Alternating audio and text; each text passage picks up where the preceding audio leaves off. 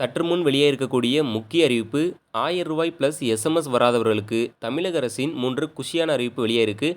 நீங்கள் இப்போ தான் நம்ம சேனலை புதுசாக பார்க்குறீங்கன்னா மறக்காமல் சப்ஸ்கிரைப் பண்ணிக்கோங்க. அப்போ தான் இது போன்ற பயனுள்ள தகவல் உடனுக்குடன் கிடைக்கும். சரி, வாங்க வீடியோக்குள்ளே போகலாம். கலைஞர் மகளிர் உரிமை தொகை திட்டத்தின் கீழ் மேல்முறையீடு செய்யும் வாய்ப்புகள் மீண்டும் வழங்கப்பட்டுள்ளது. இந்த திட்டத்தின் கீழ் மேல்முறையீடு செய்வதற்கான வாய்ப்பு இன்று முதல் தொடங்கியுள்ளது. இந்த திட்டம் கடந்த வெள்ளிக்கிழமை விரிவாக்கம் செய்யப்பட்டது. ஒருவேளை நீங்கள் இந்த முறை விண்ணப்பம் செய்து பணம் வரவில்லை என்றால் எளிதாக நீங்கள் மேல்முறையீடு செய்யலாம். அதன் மூலம் நீங்கள் பணம் பெற முடியும். கலைஞர் மகளிர் உரிமை தொகை திட்டம் தமிழ்நாட்டில் உள்ள தகுதியுள்ள குடும்ப தலைவிகளுக்கு மாதந்தோறும் ரூ. 1000 நிதியுதவியை வழங்குகிறது. முன்னதாக நடைபெற்ற ஸ்டாலின் உங்களுடன் முகாம்களில் ஏராளமான பெண்கள் இத்திட்டத்திற்கு விண்ணப்பித்திருந்தனர். அங்கு அதிகாரிகள் விண்ணப்பங்களை பெற்று தகுதியை சரிபார்த்தனர். இந்த முகாம்களில் பெறப்பட்ட விண்ணப்பங்களை அதிகாரிகள் தீவிரமாக ஆய்வு செய்தனர். விண்ணப்பதாரரின் ஆவணங்கள், வருமான விவரங்கள் மற்றும் குடும்ப நிலையை கவனமாக சரிபார்த்து தகுதியான பயனாளிகளுக்கு மட்டுமே தேர்ந்தெடுக்கப்படுவதை உறுதி செய்தனர். இந்த விரிவான சரிபார்ப்புக்கு பிறகு புதிதாக தகுதியானோர் பட்டியலை தமிழக அரசு இறுதி செய்தது. தேர்வு செய்யப்பட்டவர்களுக்கு அவர்களின் பதிவு செய்யப்பட்ட அலைபேசி எண்களுக்கு குறுஞ்செய்திகள் அனுப்பப்பட்டன.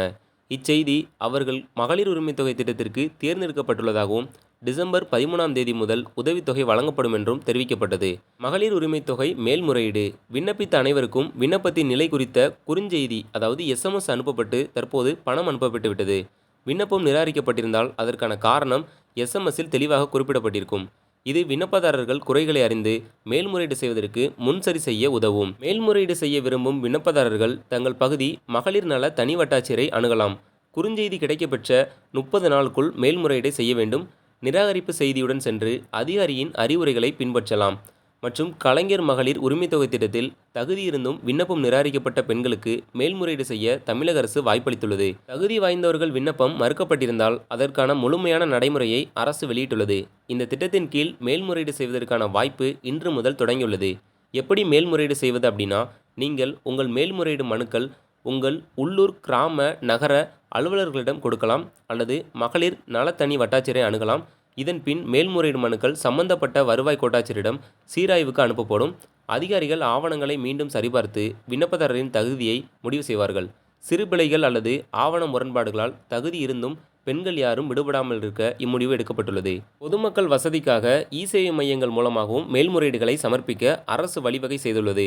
அரசு அலுவலகங்களுக்கு நேரில் செல்ல முடியாத பெண்கள் தங்கள் அருகில் உள்ள மையங்கள் வழியாக மேல்முறையீடு செய்யலாம். கலைஞர் மகளிர் உரிமை தொகை திட்டம் தமிழக அரசின் முக்கிய நலத்திட்டம். இந்த மேல்முறையீடு அமைப்பு தகுதியுள்ள ஒவ்வொரு பெண்ணும் திட்ட பலனை சீரமைப்பின்றி பெறுவதை உறுதி செய்கிறது. விண்ணப்ப நிலை குறித்த முக்கிய குறுஞ்செய்திகளை தவறவிடாமல் இருக்க கைபேசி எண்களை எப்போதும் செயல்பாட்டில் வைத்திருக்க அரசு வலியுறுத்தியுள்ளது. ஸோ நீங்களும் பார்த்தீங்கன்னா அப்ளை பண்ணிக்கோங்க. இது போன்ற தகவலாம் நீங்கள் தெரிஞ்சுக்கணும் அப்படின்னா நம்ம சேனலை சப்ஸ்கிரைப் பண்ணிக்கோங்க. வீடியோ பிடிச்சிருந்தால் லைக் பண்ணுங்கள். நன்றி.